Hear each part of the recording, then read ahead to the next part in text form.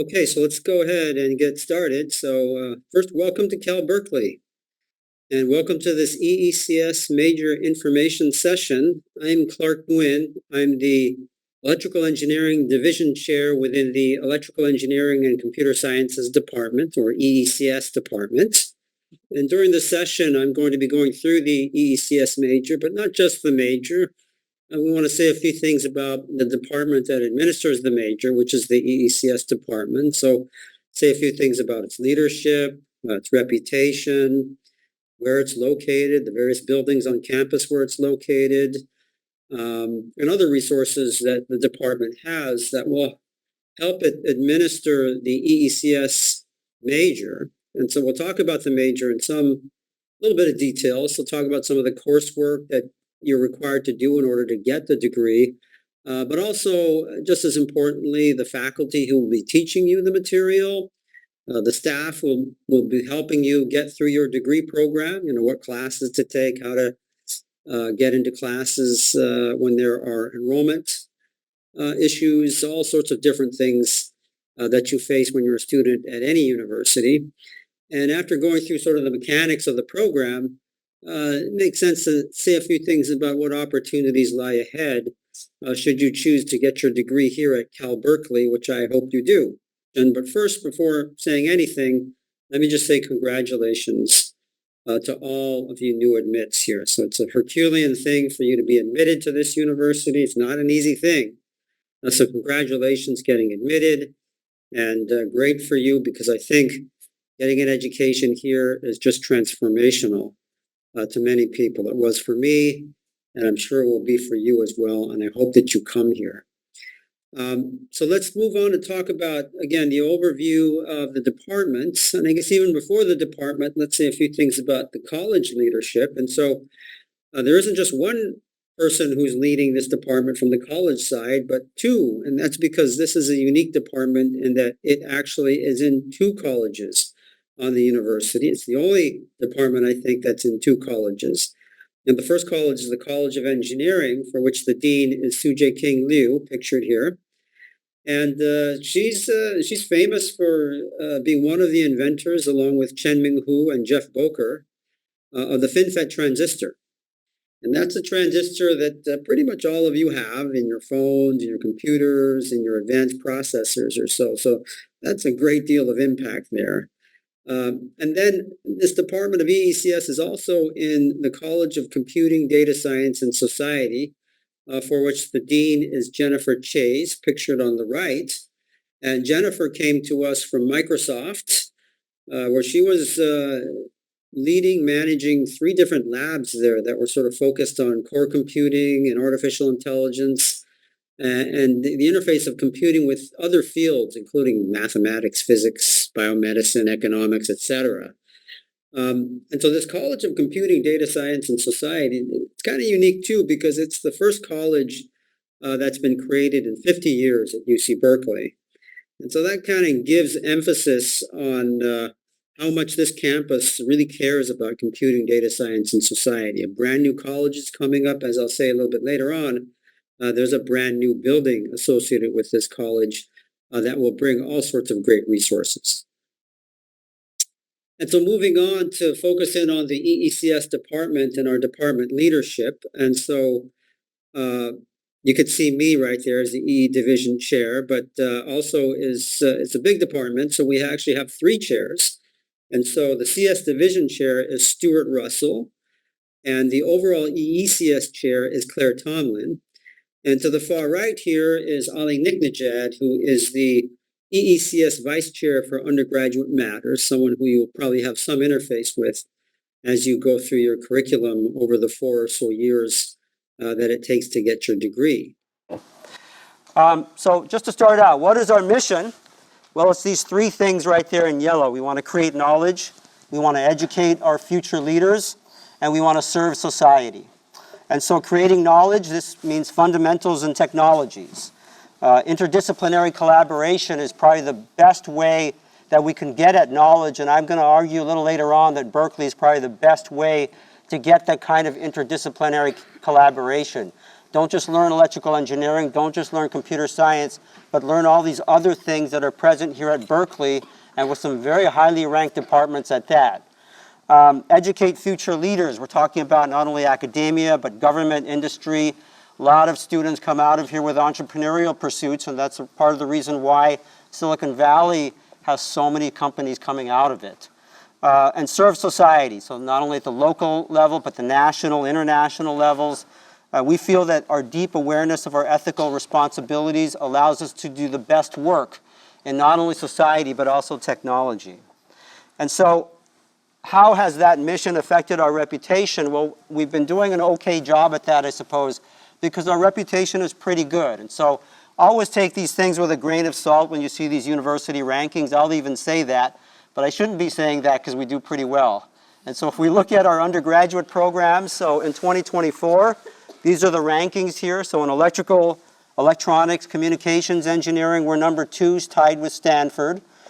Computer science, we're number 2. These are undergraduate programs. And let me skip that college thing yet, because let me show the graduate program. So in graduate programs, electrical engineering, again, number 2, tied with Stanford.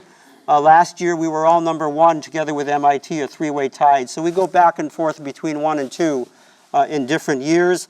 Computer science is number 1 right now, tied with MIT and Stanford. So, grain of salt for these types of rankings, but at least this gives some acknowledgement that we're maybe doing a pretty good job with our mission, hopefully so. In the end, the reason why a lot of this works is because we try to recruit the best faculty and students, and I really believe that we have them. And then we try to empower them to create and disseminate new knowledge. So the research part of this university affects the educational part of this university. I think that our classes are some of the most up-to-date possible, just because a lot of the research and a lot of the industry is happening around here in this area. And so in terms of best colleges in engineering, I think everyone knows commonly Berkeley is number 3 in this. We're at that point pretty much year after year. And so our reputation is fairly good, and maybe our faculty sort of also show that that's true. So how do you measure reputation? There's a lot of different ways. One way is to look at some awards, and our faculty win lots of awards. I'm just showing here the awards that are the big awards. So these are the types of awards where, I don't know, they get to go to Washington and shake the president's hand or something like that. So most recent was maybe Chen Ming Hu for that National Medal of Technology Innovation. And again, Chen Ming is the person that created the FinFET transistor, one of the 3, which is the transistor everyone is using right now in all of your computers and your phones, etc. Whole bunch of other awards that you see right here that I'm not going to go through one at a time, but there's a URL up there if you're interested that you can get to and find just a number of more awards that I'm showing right here. So how about a few numbers about the EECS department at Berkeley today? And so we've got about 100 regular faculty members.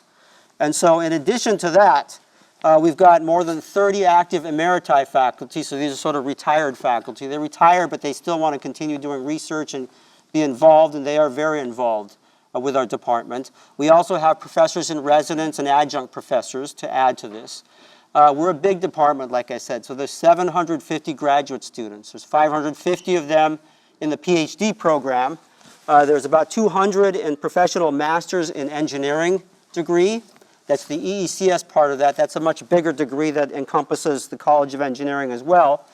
We also have a 5th-year master's degree program, which is something that, if you come to Berkeley, you would want to take advantage of by the time you get to the end of your bachelor's degree. This adds a year where you can actually get a master's degree and maybe finish off research that you started off as an undergrad. I'll say more about that a little later on. We've got a lot of undergraduate students in EECS. So I'll say that's EECS plus LNS computer science.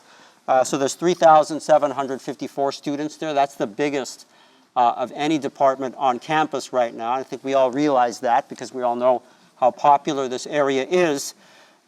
We have 2,008 of them in the computer science degree. So that's sort of now the CDSS computer science degree. And 1,746 in the College of Engineering. And so that EECS degree means they're students that delve closer to electrical engineering, and they're students that delve closer to computer science, and they're students in the middle of that. And I would say that that's the strength of our department in the end. So our department is located in several different buildings on campus. And so right at the top left, that's Corey Hall. That's where a lot of the electrical engineering activities are. So for example, we have a lot of the electrical engineering hardware labs there. Sutarja Dye Hall to the right of that is sort of the Citrus headquarters. I'll say a little something about Citrus later on.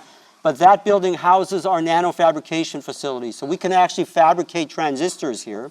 And we have courses that actually teach transistor fabrication even at the undergraduate level. That's not found across the nation, even across the world here. So Berkeley Way West, a little off campus. This is where a lot of the artificial intelligence activities are. The Simons Institute on the bottom left, or also the Calvin Lab. This is a think tank. This is where the theorists go to figure out, really theoretical things in computer science. A lot of, for example, research on quantum computing and quantum science there is going on as well. So Jacobs Hall is right next to Soda Hall, which is on the far right. Jacobs Hall is a design institute that will help students to come in there, really get their hands dirty, use 3D printers and other space there so they can actually design interesting things like their own pet projects or projects for classes that we have.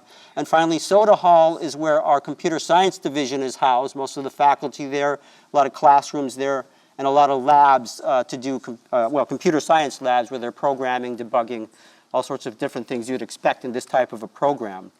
But the computer science part of this department and some of the electrical engineering won't necessarily stay in Soda Hall. There's going to be a big shift in faculty and resources moving to what's called the Gateway. So the Gateway is actually a brand new building that's being constructed here on campus. And so this is actually going to be the new home for this brand new college. Again, in 50 years, finally we have a new college. This is the College of Computing, Data Science, and Society. If you look at this map here, you can see, well, this is kind of Hearst Avenue. Corey Hall is somewhere up here. This is Oxford right here, so the other, sort of the west side of campus. And so this Gateway building spans a pretty large footprint here. And these are sort of mock-ups of what it's going to look like in the end. If you're standing here, looking in this direction toward the south of campus, you would see something like this if they end up building it like this, which they will.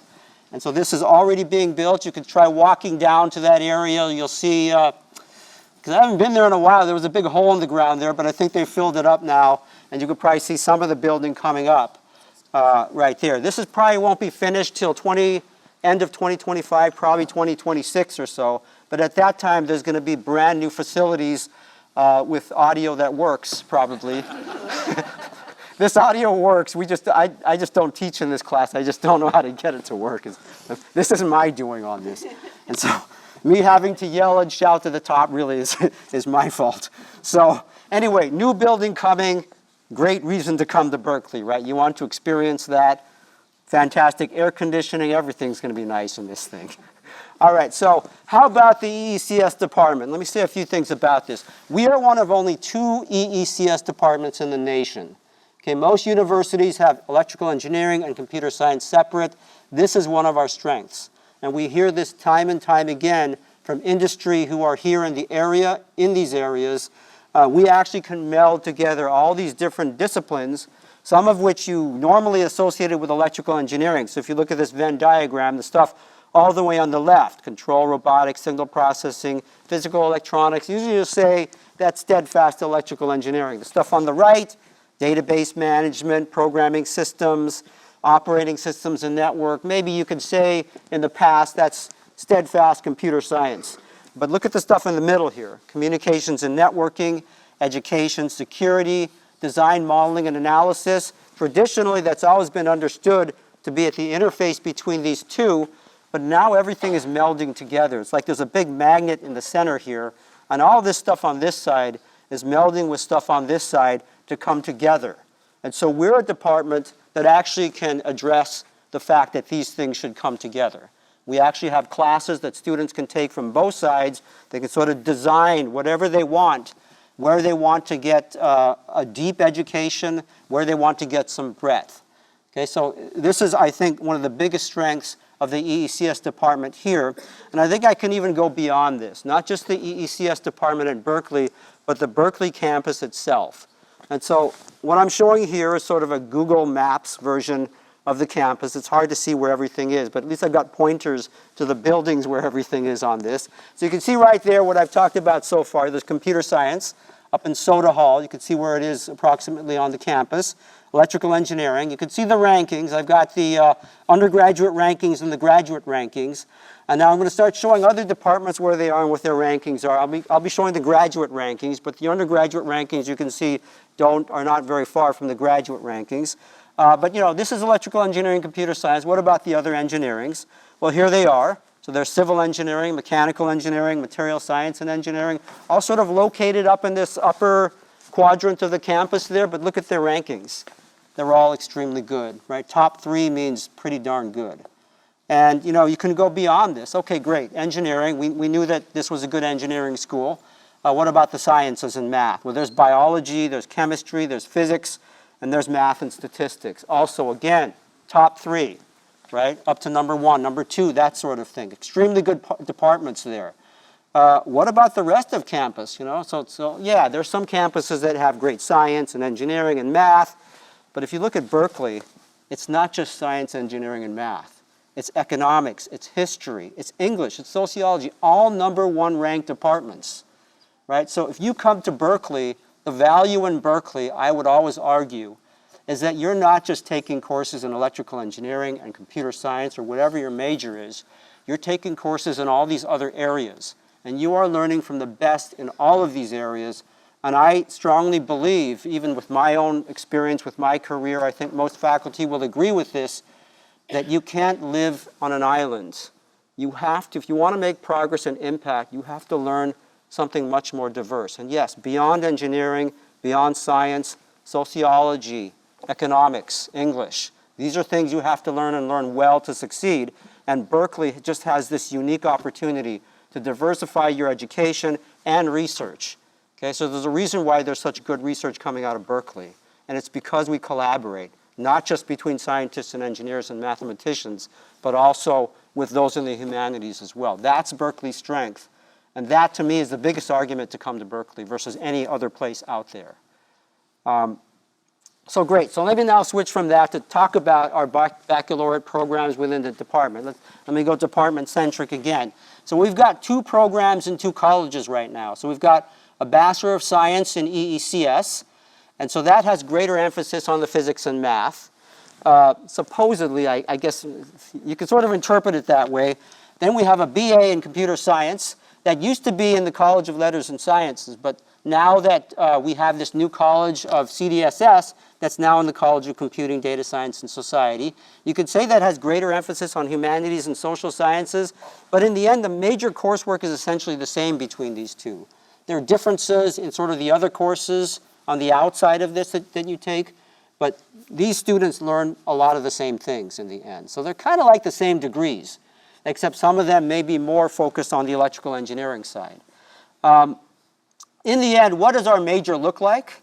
Well, it's one of the most flexible programs anywhere, I think, in the United States. So I've been at other schools, I've taught at other schools, and a lot of these other schools have these very regimented programs. They're constrained. They have to take these courses, and they don't have that much time to take electives.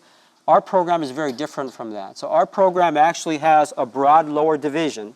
These are the lower division courses that are essentially the ones that are required. And I'll say a little something about these courses a little later on. But after you take these lower division courses and just get that background that will help you learn the upper division, you then can go into all of these different topics in the upper division where we have a lot more courses here. And so we've got courses in theory, artificial intelligence, databases, security, computer systems on the computer science side, but then also computer architecture, networking, sort of in between computer science and electrical engineering. And then finally, integrated circuits, signal processing, robotics, physical electronics, electronic power systems that are more in the EE style. So we've got courses in all these different areas. And again, some of the best courses you could possibly take in these areas here. And so that's how the program looks. You take those courses at the bottom there that are required, and then you're free to take almost anything you want up there. We want to give you guidance on this, so definitely take advantage of advisors who can tell you sort of which courses are the best to take so that you make sure that you have that breadth. You don't want to focus just in one area. You want to make sure you have enough breadth such that, sometime later if you switch jobs or you have to do something different at your workplace, you're able to do that. Okay? And so on top of all these, of course, you do have other requirements in science and math, a technical breadth, ethics is an important thing, and electives that you have to take. All right, so these are the lower division courses that were at the bottom row there, and so I could just sort of give you the names of them. So 16A and 16B, these are more on the electrical engineering side, so these are designing information devices and systems. They're cool courses because they sort of combine sort of the systems and controls flavor of electrical engineering together with the physical sciences and the circuit design flavor of electrical engineering. So again, trying to get diverse things and combine them into a set of 2 courses so that you really learn why the 2 areas really affect one another.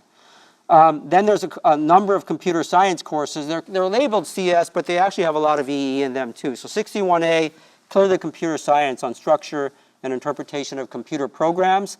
61B, data structure. So that starts going between, you have to kind of understand the electrical, physical side of that in order to understand that completely. Then finally 61C, machine structures of the machine, and there obviously there's a hardware component and a software component in that. That's one of the hotter areas now that are up and coming because these VLSI architectures are really fueling a lot of this artificial intelligence revolution that you're seeing in the world right now. And finally, CS70, this really is a statistics course. This is discrete math and probability theory, something that all engineers need to know. We've recognized that by creating our own course within our department so that students can learn that material with sort of examples, real-world examples coming from electrical engineering and computer science. So these are the courses that are really required at our department, in addition to math and science outside the department. But then the rest of it becomes freely open. And for you to figure out what you could take, you just go onto our catalog, look at the catalog of courses. You could see tons of courses there that you could take. They don't always get offered every semester, but every semester at least the courses that everyone really wants to take are there. And so to support all of this, we've got a lot of resources. And so these are just a few pictures of some of the nice things we have. So actually recent donations that we've got. We're constantly getting donations to improve some of the resources we've got. On the left is the Texas Instruments Electronics Design Lab, a really nice lab there where students can do hardware labs, basically. They're doing projects in there. They're creating cars that could, you have these autonomous vehicles that are on the road, trying to get on the road right now. Well, some of our students create these things, not on the road, but at the hallways of Corey Hall, I suppose, in some of these classes. And then on the right is the lower division computing lab in Soda Hall. Most people have their own laptops and that sort of thing. But these are areas where you come to these areas, you can meet other people, you can work together. That's an important part of learning. And so I think that's what's important about this department. We design our courses such that we create community out of the students. And so, yes, our courses are very large in computer science. They're gigantic.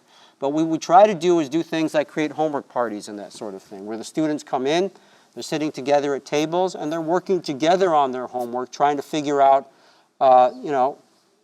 what the bug is in this program, how to figure out this problem set or so in another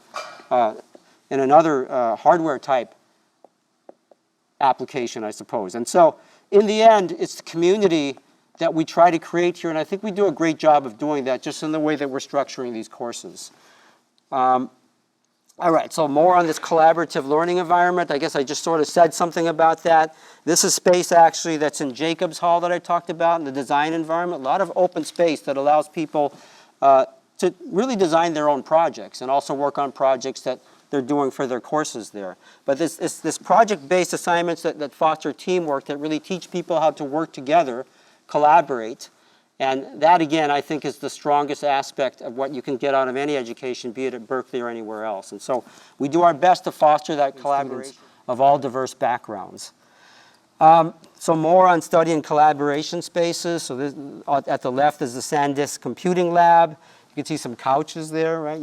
We know that people need to take a break every now and then, so we've got things like that. In addition to on the edges there, you can see some of the monitors and keyboards there that people can plug their laptops into there.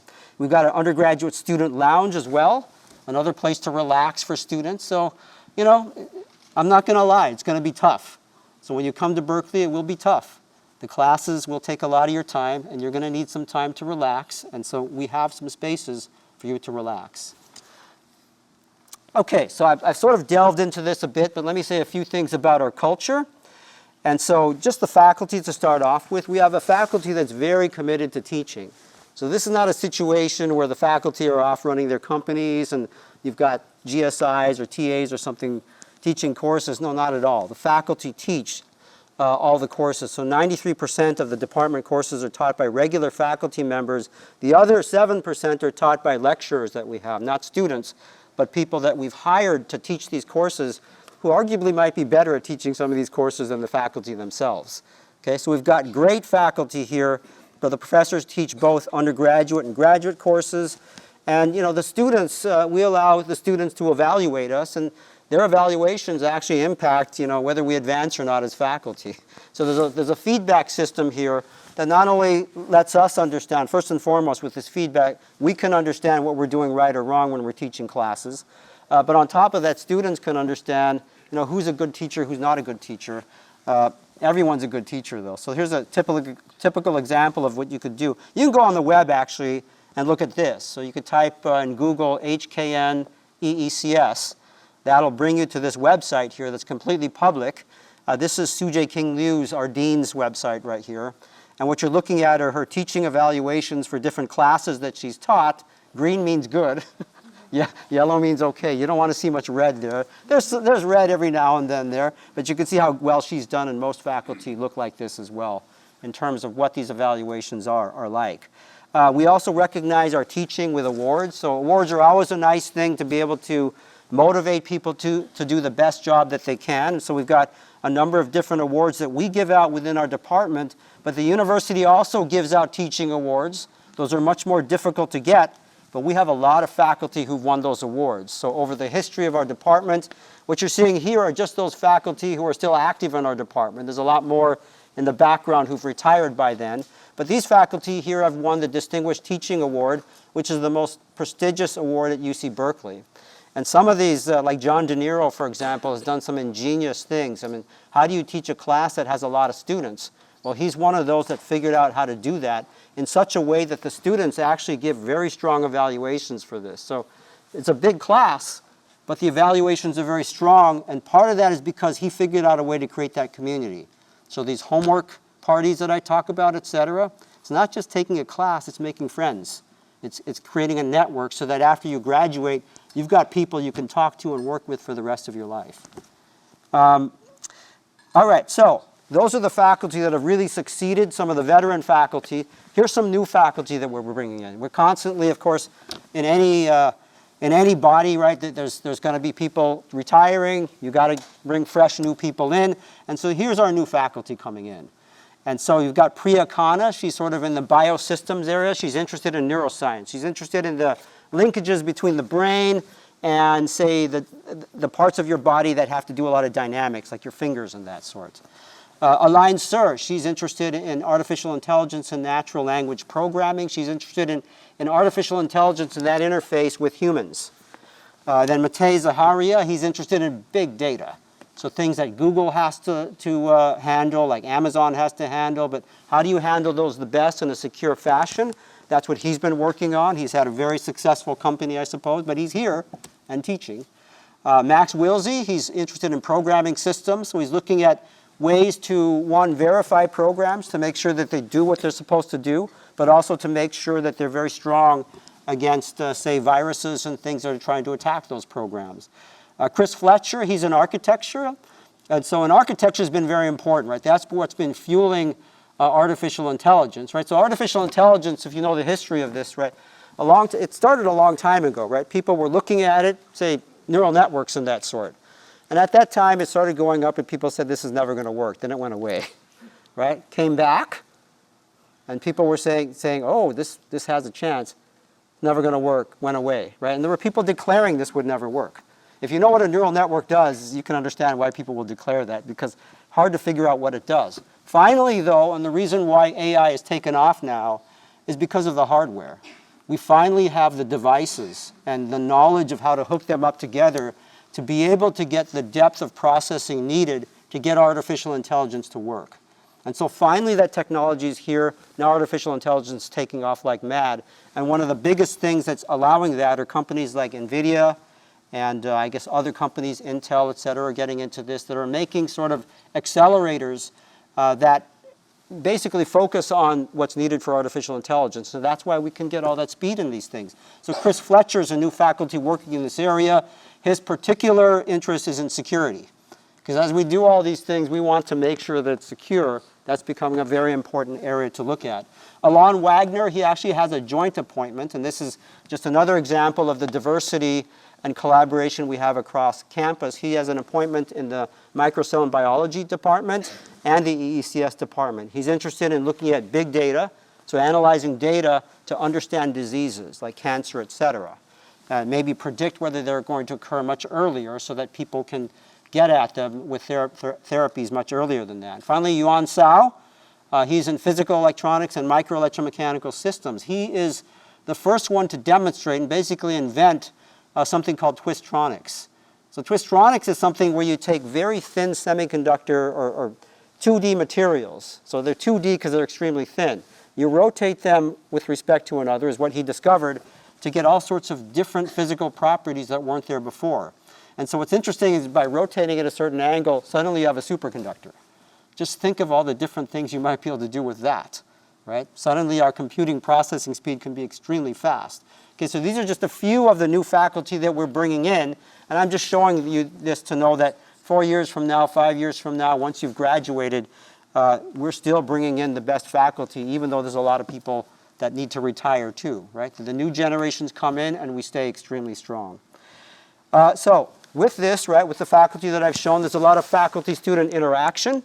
So the faculty have a lot of office hours weekly. There's faculty advising, so when the students need to select the next courses they want to take in the next semester, faculty stand up and make sure that they're talking with students to give them advice on what to take, what not to take, depending on what their career goals might be.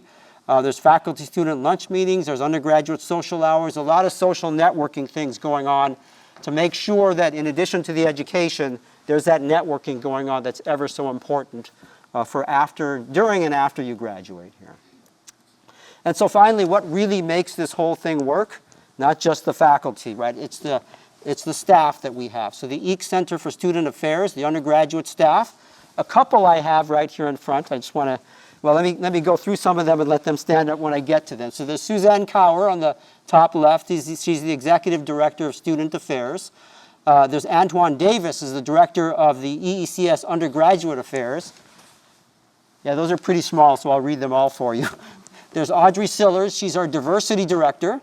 There's Charlene Duncan, our CS Scholars Director. CS Scholars is something that really helps students that may have not had the right background to come into computer science. Some mentoring there, some tutoring going on with that. Christopher Hun is the Director of Undergraduate Instruction. And then in the second row, there's Lydia Rea. She's the Assistant Director of EECS Undergraduate Affairs. There's Gina Garcia, who was here in the beginning. Okay, I think she had to go, yeah. Yeah, so Gina Garcia is the EECS lead advisor. So she's one of the folks that you would come to talk to get advice on, okay, what course should I take or what's possible to take, how many units do I need in this area. You can also go to faculty to understand what courses to take as well. There's Grayson Johnston right here. Why don't you stand up, Grayson, and wave to, yeah, there he is. Yeah. Also one of the EECS advisors, so also giving advice to students on what to take and how to navigate through enrollments and this sort of thing. And Kate Guthrie right here. Also an advisor, but very important because she's the scheduler. Right? When you have this many students in the department, my God, what a difficult chore it is to make sure everyone can take the right classes or so, put them in the right classroom, get the largest classrooms, that sort of thing. That's Kate's responsibility, at least for the EE side and probably some CS as well. Cindy Connors at the bottom row here is a CS scheduler. Tons of work for these schedulers, and so kudos to both of them. Crystal Simon is a course manager. So these courses are large. There's a lot of things that occur in these courses, like my dog ate my homework and that sort of thing. And so Crystal handles a lot of that stuff going on too. So we try to be as lenient as possible in these classes. So there's a lot of classes where there are due dates for homeworks, but you can drop a homework and that sort of thing because we understand we're already making things, we're not trying to make things difficult, but when we're trying to teach as much stuff as we're trying to teach, sometimes it gets difficult, right? People don't know that they're giving homework assignments in different classes due at the same time, although we do have a network where we're trying to get faculty to say when their exams are so we can try to avoid exams in certain classes that are too close together or so. It's not a perfect system, and so sometimes, there's just not enough time to do things, and so we allow you to drop homeworks into sort of different classes have different styles of doing that. Crystal helps out with a lot of these things, and with 3,000 some students, that's a lot of work for her. So very much appreciation for what she does as well. And so advising offices, okay, this isn't, so we're seeing the difference between my computer and this computer right here, a little bit of formatting errors there. But there's advising offices in the College of Engineering, lots of stuff going on there, academic advising, tutoring, counseling, psychological services for when things get really tough, career services, clearing students for graduation, making sure that you've taken all the units that you need to graduate. And then there's the EECS Center for student advising as well. So course scheduling like we just talked about, faculty advising. We have an EECS honors program that I'll talk about in a bit. Internship programs. You can read the rest of this here. I think the next slide I have something, I have something that just bulletizes some of these. So tutoring is an important thing that we've got here. There's not only tutoring from the Engineering Student Services Center for access to engineering excellence, but also our honors group, Eta Kappa Nu, the Honor Society, also does tutoring. There's a bunch of other things like CS Mentors, CS Scholars, etc., that also offer some amount of mentoring and tutoring at the same time. So lots of help there, not only from the faculty and staff, but your fellow students, some of the senior students who really volunteer to help the next generation coming through. Advising, I talked about that. We have advising staff in CS and EE, peer advisors, faculty advisors, and then finally mentoring. I'll mention the AW WICSE mentoring program, especially for women students, but they will advise more than just women students. Computer science mentors, which I just talked about as well. Okay, so a lot of resources there to help students, and a lot of it's fantastic because you've got students helping students on top of faculty helping students and TAs helping students and staff helping students. So finally, there's a number of student organizations where you can really build community, join in these things here. And I guess I'm not going to go through each of these one at a time. We can sort of read these. You can also get online and get more information on each of these different organizations that you can get to. It's a great thing to do. Join these things and then, help the next generation that comes in. It's always a great feeling to be able to do that. Volunteer work, there's a lot of that goes on. I guess one thing I like to say, that I don't know that everyone knows this, you can Google this. I think it's true. Googling it doesn't necessarily mean it's true. But I say this in the past. I've been like the president of different societies in IEEE. That's all volunteer work. But what I like to tell them to help them agree to do volunteering is volunteers, they live longer. They actually do. At least Google says that. Not just Google. There are actually scientific articles that say that. So volunteer, right, if you like life, which hopefully you do. All right. So what else can you get out of a Berkeley education? So Berkeley fosters entrepreneurship. And so I have a chart later on that shows that just how many companies get started out of this campus here. But at least from the EECS side, EECS faculty and alumni have founded more than 110 startups. Okay, and these have resulted in greater than 10 successful IPOs, and I mean big stuff, right? People are getting pretty rich there. Not that that's why you want to do this, right? You want to do this because you want to affect society. You want to have an impact and a positive impact on society. I guess there's recent venture capital investments in Cloudera, Databricks, Trifacta, Graphistry, AtMaps. We have programs that encourage this sort of thing. So there's a Baker Fellows program that supports innovative research by early career faculty with a special focus on projects that hold this commercial promise that eventually turn out into companies that come out of this. And you can see the names of various faculty here who have benefited from that and who have started companies and very successful ones out there. We have the Excel Scholars program that gives mentoring and professional development.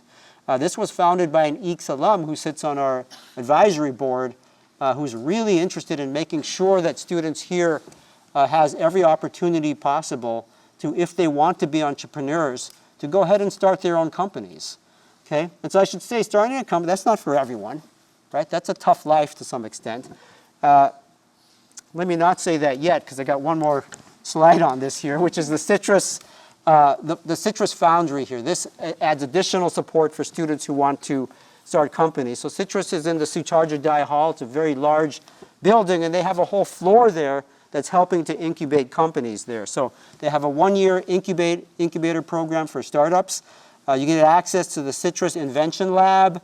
They have experienced mentors and collaborative workshop spaces there. Teams get help building prototypes and help developing their business plans, which is a very important thing to have to do. We also have the Haas Business School here. There's a lot of interaction between the business school and our department because of the number of people that are trying to start companies. And so every time we patent things here, at least as a faculty myself, I always, every year, get students from the business school who are trying to contact me because they're investigating whether one of these patents can actually become a product.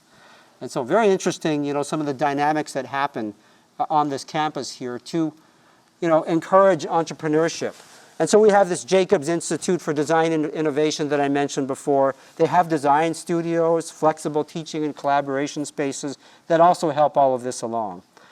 So opportunities ahead beyond, say, starting companies. Well, still kind of starting companies too. So I'll just say something about our department here, and I guess just our campus in general. So there's a lot of academics out there, a lot of faculty out there. It's tough to get these faculty positions. But there was a study that was recently done that said that just 5 universities have trained 1 in 8 tenure-track faculty in the U.S. That means a lot of faculty in the U.S. come out of just a few universities. We're one of them, and we actually are the #1 on that. We put out the most university professors here. So if you are interested in becoming a university professor, how would you know that at this stage? Some people know that, but if that's of interest to you, this is the place to be. You have to go and get a graduate degree, et cetera. So there's a long road towards that. But a lot of people who want to do this kind of know, even from the beginning. On top of this, we also put out one of the largest numbers of companies as well. And so there's that school down a little south from here that's known for doing this sort of thing. But you can see from this chart, we're not far behind on that. We're pretty good at that too. This is a great place if you want to become an entrepreneur. But this is the place where I want to say it's not just about entrepreneurial, right? Whether you want to become an entrepreneur. Research is good for anything, whether you want to be an entrepreneur, whether you want to go into a company and sort of develop new products for those companies. Undergraduate research is an important part of this university, right? We are a research university. We are a research department. All of our faculty are doing research. And I think the vast majority of our faculty have undergraduates in their groups as well. Okay, so there are opportunities for undergraduates to do research. That's a great way to get into grad student. If you're coming here and going into our program, I strongly suggest you do some kind of research with some faculty member just to get into a graduate school or so, because those letters that can describe the research you did can be very powerful in getting you into the right graduate school. This is not for everyone, though, so obviously we can't give a research experience to everyone. There's just such a large number of undergraduates. But beyond this, there are internships that you get with companies here in the Bay Area. So I would say the majority of students in the summer times are able to go out and get internships just because of all of the companies that are here in the Bay Area. And we try to help this along. And so we have these career fairs. So this is an example of our internship career fair. This is an annual recruiting event that happens during the fall semester. It's fall because they want to get the students for the summer. And so 850 students usually are participating in this. 30 companies participate annually. This slide shows just a few companies because the next slide just wasn't big enough to hold all the different companies, right? So there's just a lot of companies that are involved with this. They all come during this period, and it's a fantastic way for you to get an internship, to really understand what it is to go out into the work world. And they love our students. Right, even these first level courses, CS61, EECS, those are courses are enough that get the companies out there to salivate, I suppose, for our students. I don't know if that was the right word, but kind of descriptive there. All right. Let me say a few things about some other things that you can do. So there's an EECS honors degree program. And so this is an interesting program that generally people enter after their 3rd year or so. But it kind of, puts an exclamation point on how important it is to diversify yourself. Because what we call honors here is sort of going beyond just EE and CS. So one of the things that this honors program asks you to do is sort of select an academic concentration, outside of EECS. Okay, so do EECS, but do something in mechanical engineering and psychology or something else out there, because it's that ability to meld together these different areas that I think makes the most impact. I would say myself, this is how my career went through, right? I went through this department. I have an EECS degree. My focus was in integrated circuit design, but I took courses in mechanical engineering, and a lot of them. And so that allowed me to actually do what I'm doing for research right now, and a bunch of others did the same thing, and we created this field of microelectromechanical systems. And so this field of microelectromechanical systems, you all have it on you right now. It's in your phones. It's what allows your phone to rotate and know that it's rotated. It's what allows your phone, I don't know if you know this, but if you drop your phone knows you dropped it immediately, because it detects that acceleration change. And what it does between the time that your phone is here and when it hits the ground is it prepares the phone for that impact, so that things don't go haywire in there. So there's a lot of things going on in there that take a lot of technology. MEMS is one of them, and it wouldn't have happened without this melding of different fields that's going on. So this honors degree program gets students access to these things in white here, but I think the most important thing is it really encourages this melding of different fields. And choose whatever field you want, right? Psychology, I think, is a great one. I keep mentioning psychology because I really feel that it can really help out, especially with the neuroscience things that are going on right now. And finally, the master's degree program. We have a 5th-year master's degree program in our department. And I think I said this before, but this is a unique opportunity for Berkeley EECS and CS students to begin research during your undergraduate years. So you may start research as a junior or a senior if you can get into a research group, but you find that may not be enough time to do something significant. And so what the MS degree program allows you to do is just extend for a 5th year. You'll start taking some graduate courses at the same time, but you can continue that research and do something impactful that will help you go out and go into a company or industry, start your own company if you want, or go into a PhD program somewhere else. And so this is a very popular program. It's not easy to get into. Usually the GPA minimum is really a 3.0, but it's hard to get in with a 3.0, I'll be honest. You probably need a 3.5 to do that. And you need a committed EECS faculty member to advise the project. But this also just sort of emphasizes what we feel is important here, right? So part of this program is not just taking more EECS courses, but we require 8 units at least of coursework outside of EECS. So you kind of see that theme again. We want to make sure that you're taking courses not just in EECS, but outside of EECS too, partly because they're also good at this university, where in that previous slide that I showed, we have so many #1 ranked departments there. Okay, so what can you do with an EECS degree? Well, you can go to graduate or professional school like I talked about. You can work in technology, biology, biotechnology, chemistry, etc. You can join a consulting firm. You can start a company like I've said before, but most importantly, you can change the world. And I think a lot of people here have changed the world, and a lot of it has happened because we've melded different disciplines together. And so, you have to show some of your graduates, right? And I'm going to show some of the famous ones here. So here's some examples of our graduates. So there's Sahat Sitarja and Weili Dai. You can see the PhD and bachelor's degree years they have. They're the co-founders of Marvell Technology Group. And so Marvell is a semiconductor company that's put out a lot of semiconductor type products there. There's Eric Schmidt there. I think many people may know Eric Schmidt. So his PhD was in 1982. He was the former executive chairman of Google. He's now quite a nice philanthropist that, of course, has roots with Berkeley, and so it helps us quite a bit as well here. Shafi Goldwasser and Silvio Micali got their PhDs here in our department. They're 2012 Turing Award winners. We have a few people that have won this award there. But Shafi makes some nice statements about being so glad that she came out of Berkeley, actually, and that really helped her career in the end. Some more examples there. Sanjay Malhotra.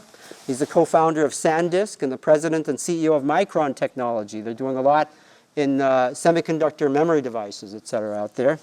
Diane Green got her master's here. She's a former CEO of Google Cloud and a board member of Alphabet. Paul Jacobs He's the one that gave the big donation for that Jacobs Institute that I talked about before. He was the former CEO and chairman of Qualcomm, who of course is powering many of our phones, I would say. Okay, Mark Liu, MS and PhD here. He's the chairman of Taiwan Semiconductor Manufacturing, who's hit the news quite a bit of late because they put out a lot of our semiconductors right in Taiwan. So just a few examples of our graduates, and of course I can't leave out Steve Wozniak, right? One of the founders of Apple. So lots of great people here, lots of great graduates over time. That continues, and I think I'll just end it here and summarize. So we have a vibrant and dynamic community within the Berkeley EECS department. I think our leadership and research is our key to being able to maintain the cutting edge curriculum that we have, and that I think prepares our students in such great ways to become leaders in their chosen profession. And so we offer, as you saw, an undergraduate program that is very flexible and that allows you to design what you want with some guidance from us. You don't have to listen to us, actually. Hopefully you do, because I think it's good advice, mainly to diversify yourself. But you've got that flexibility, and you have the opportunity to work on teams and network, and on top of that, have research opportunities. These are the hallmarks of our success and our dedication to education. We have very close ties to industry because of where we're located, and a very supportive culture in the end. So our EECS advisors are here for you, literally 2 of them right here. For additional information and facts, to speak with an EECS advisor, you can please visit this website here. I guess we're going to make this available online, right? It should be online, this talk right here. So you can grab this website, or you can even just Google, advising for this department. That might be the easiest way to go at that. This is kind of an older slide. And so that's it. So again, congratulations for being admitted here, and I hope you come to Berkeley. I hope you come to the EECS department. And I'm going to stick around to answer some questions.